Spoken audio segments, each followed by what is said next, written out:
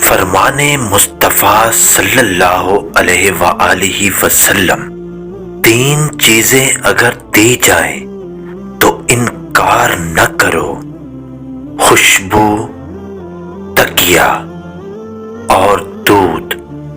مجھے تمہاری دنیا میں سے تین چیزیں محبوب ہیں: خوشبو، نکاح اور نماز۔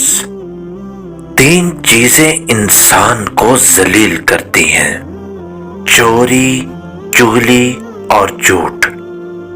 تین چیزیں پاک رکھو: جسم، لباس اور خیالات۔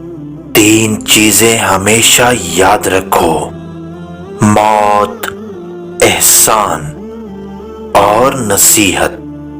تین چیزیں قابو میں رکھو: زبان، نفس اور غصہ۔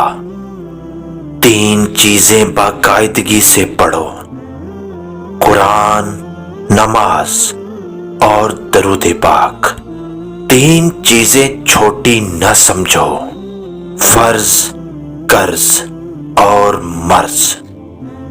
جنت میں سب کچھ ہوگا مگر یہ 6 چیزیں نہیں ہوں گی: موت، نیند، حسد، نجاست، بڑھاپا اور داڑھی۔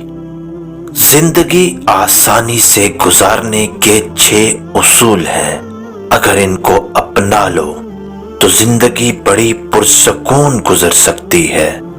وہ 6 اصول یہ ہیں: دعا سے پہلے یقین کرنا سیکھ لو، بولنے سے پہلے سننا سیکھو، خرچ کرنے سے پہلے کمانا سیکھو، لکھنے سے پہلے سوچنا سیکھو، ارادہ توڑنے سے پہلے کوشش کرنا سیکھو، اور مرنے سے پہلے جینا سیکھو۔